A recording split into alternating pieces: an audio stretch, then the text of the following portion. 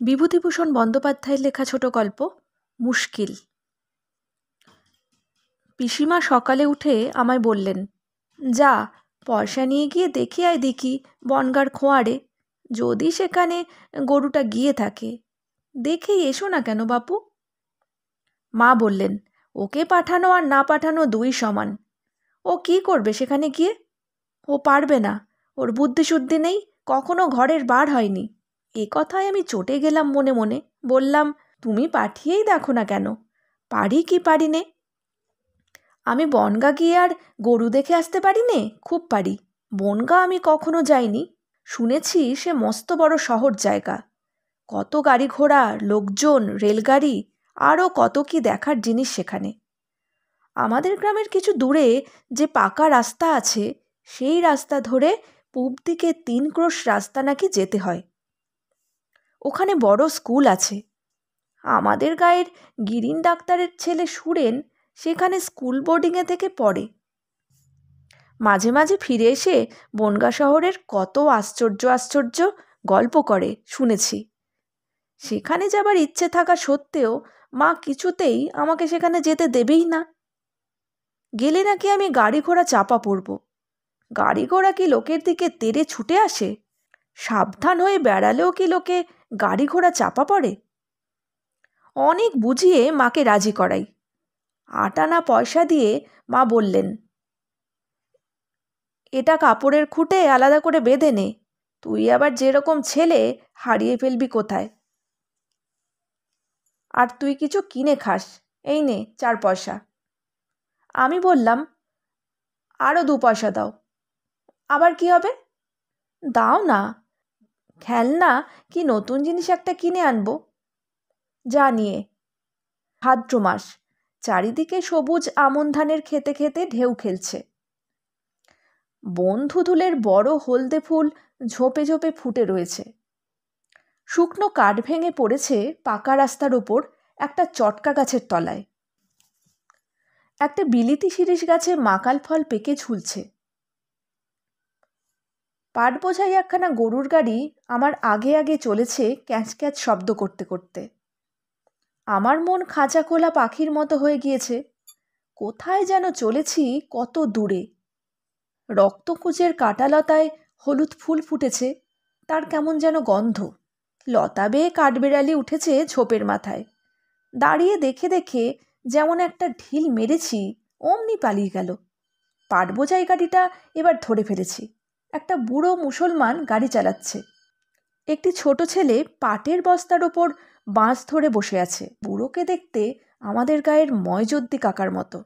আমি বললাম, কোথাকার গাড়ি? বুড়ো গাড়োয়ান বললে, সনিকপুরীর। কোথায় যাবে?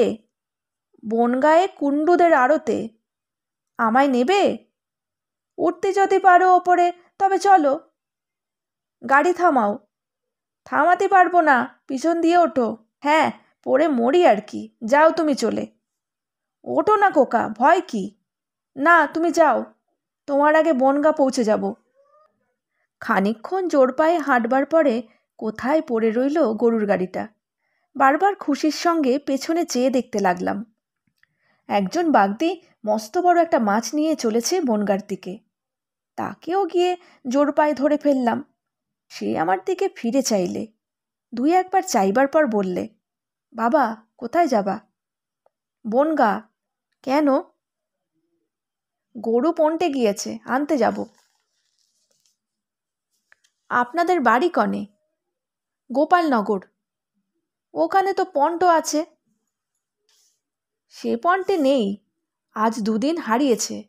মা বললে বনগাঁর পন্ট খুঁজে আসতে। আজকাল দুষ্টুমি করে দূরের পন্টেই দেয়। তা চলো মোর সঙ্গে। খানিক দূর গিয়ে পথের ধারে একটা বন জঙ্গলের মধ্যে তাল গাছ থেকে ধুপ করে একটা তাল পড়ল। আমি ছুটে আনতে যাচ্ছি, মাছওয়ালা বাগদি আমাকে বললে, কোথায় যাচ্ছেন বাবা? যাবেন না, জঙ্গলের মধ্যে সাপখোপ আছে। এখন বিকেলের রোদ নেই, দেখতে পাবেন না। আর তাল নিয়ে বইবেন কেমন করে? সে কথা ঠিক, বইব কী করে অত বড় তালটা, সে কথা ভেবে দেখিনি।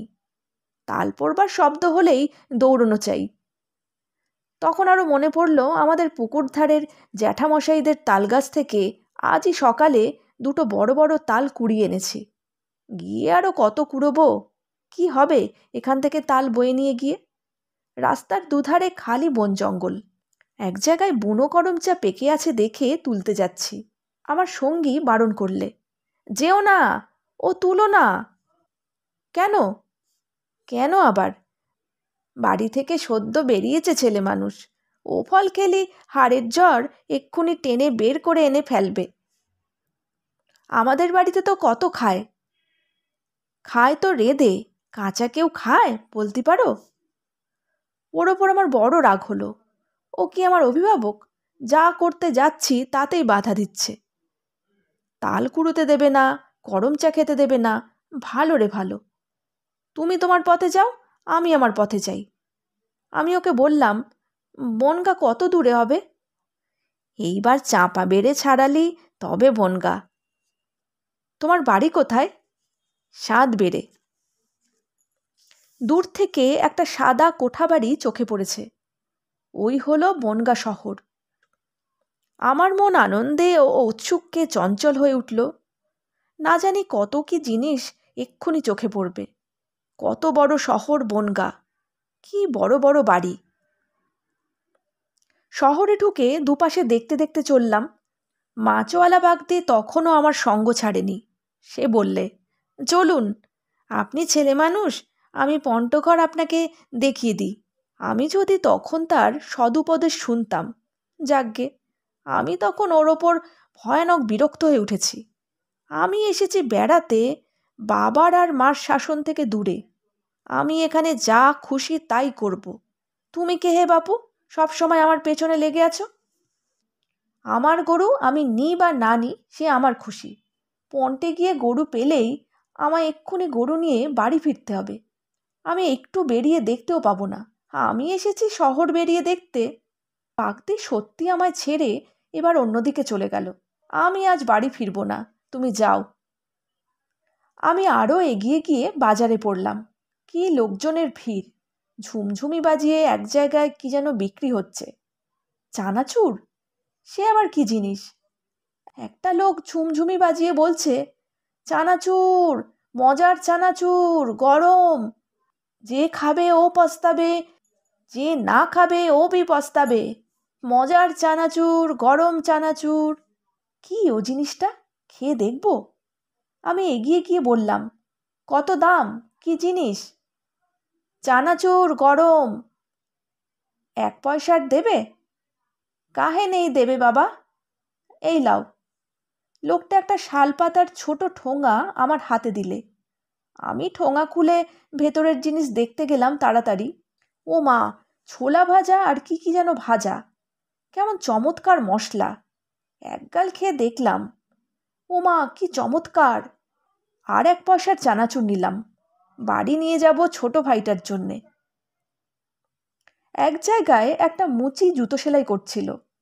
তার সামনে একটা লোহার পিনপায়া জিনিস, তার উপর রেখে জুতোয় ঠুকছিল পেরেক। আমি অনেকক্ষণ দাঁড়িয়ে দেখলাম। সেখানে কি সব বড় বড় দোকান, কত রকম জিনিস সাজানো। একটা দোকানে নানা রকম ফল বিক্রি হচ্ছে। সেই দিকে গিয়ে দেখি, বললে কেউ বিশ্বাস করবে না আমাদের গায়ে। কি বিক্রি হচ্ছে বলো তো? আম। কেউ কখনো শুনেছে ভাদ্র মাসে আমের কথা? আষাঢ়ের প্রথমে 2-1টা গাছে আম থাকতে দেখা যায় আমাদের ওদিকে। আম এখনও বিক্রি হয়, পাকা আম। আমি সেই ফলের দোকানের সামনে দাঁড়িয়ে আমগুলো কতক্ষণ ধরে দেখলাম। এক শিলনোড়া একটা দোকানে। এত শিলনোড়া কেনে কে? কত রকম টোপর বিক্রি হচ্ছে একটা দোকানে। টোপর তো মালিরা করে দেয় দেখেছি, দোকানে যে বিক্রি হয় জানতাম না। পেছন দিকে একটা শব্দ শুনে চেয়ে দেখি, এর নাম কি গাড়ি? বারে, মানুষে টেনে নিয়ে যাচ্ছে, অথচ তার ভেতরে লোক বসে। একজনকে বললাম, ওটা কি গাড়ি? রিক্সা গাড়ি বলে ওকে খোকা। রিক্সা গাড়ি? হ্যাঁ, দেখোনি কখনো? তোমার বাড়ি কোথায়? গোপালনগর, পাড়াগা। তাই দেখোনি, এ গাড়ি এখানেই নতুন এসেছে, একখানা মাত্র দেখছি। আরও এগিয়ে গিয়ে দেখি একটা ফাঁকা জায়গায় ভিড় করে গোল হয়ে লোক দাঁড়িয়ে আছে। ভিড় ঠেলে ভেতরে ঢুকলাম। কি ব্যাপার, দেখি একটা লোক ফড় খেলছে। 4 পয়সা দিলে 4 আনা ফেরত দিচ্ছে জিতলে। আমি ফড় খেলা আমাদের গায়ের মেলার সময় দেখেছি। বাবা খেলতে দেয় না, নইলে আমার খেলার খুব ইচ্ছে। দাঁড়িয়ে দাঁড়িয়ে খেলা দেখছি, আরও অনেক লোক দেখছে। খেলছেও অনেক লোক। এই উপযুক্ত সুযোগ, আর আসবে না। মায়ের দেয়া আটানাটা কিছু না ভেবেই একটা ঘরে দিলাম। খেলার মালিক বললে, কার আধুলি? আমার। আধুলি উঠিয়ে নাও। কেন? আমি খেলছি যে। না, তুমি আধুলি নিয়ে চলে যাও। না, আমি খেললাম যে। বারে, হেরে গেলে আমার কোনো দোষ নেই কিন্তু খোকা। আমার দৃঢ় বিশ্বাস হলো আমি এবার ঠিক ধরেছি। জিতবো বলে ও শুধু ওই রকম করছে। চালাকি পেয়েছে? আমি বললাম, না, তোমার কোনো দোষ কেন থাকবে? লোকটি অমনি ফড়ের বাটি তুলে বললে, এই চলে এসো, ছক্কা, তোলো দান। ব্যাস, আমার আধুলি তীরের ঘরে। চক্ষের নিমেষে সে আধুলিটা আত্মসাৎ করলে। বললে, গেল খোকা, তোমায় বললাম ভালো কথা, তোমার আধুলি তুলে নাও, শুনলে না। আমার চোখে যেন সর্ষের ফুল দেখলাম। হাতে আর একটাও পয়সা নেই আমার। পন্টের গরু কি দিয়ে খালাস করে নিয়ে যাব? সর্বনাশ! সেই মাছওয়ালা বাগদি লোকটা সৎ পরামর্শই দিয়েছিল, তখন কেন শুনলাম না? বাবাও বেশি বাড়ি থাকেন না, মা শুনলে কি বলবে? 8 পয়সা গেল, 1 আধটা কি? আহা, সেই অপূর্ব বস্তু চানাচুরও যদি কিনতাম, ওই 8 আনা দিয়ে এতগুলো দিত। বাড়ির সবাই খেয়ে খুশি হতো। না, আর কোথাও দাঁড়ালাম না। মন বড্ড খারাপ হয়ে গিয়েছিল। শহর অতি খারাপ জায়গা। পেট চুই করছে খিদেতে। 4 পয়সা আছে সঙ্গে। ওই পয়সায় পান কিনে নিয়ে যেতে হবে মায়ের জন্যে। মা পান পেলে খুব খুশি হয়। হয়তো আধুলি খোয়ানোর রাগটা একটুখানি কমতে পারে। পান কোন দিকে বিক্রি হয়? পান নিয়ে যাই 4 পয়সার। বেলা পড়ে আসছে, 3 ক্রোশ রাস্তা এখনো যেতে হবে। বিভূতিভূষণ বন্দ্যোপাধ্যায়ের লেখা ছোট গল্প মুশকিল এখানেই শেষ হলো। যদি আমার গল্প পাঠ আপনাদের ভালো লেগে থাকে, লাইক, শেয়ার, কমেন্ট আর সাবস্ক্রাইবের মাধ্যমে চ্যানেলটির সাথে অবশ্যই থাকবেন।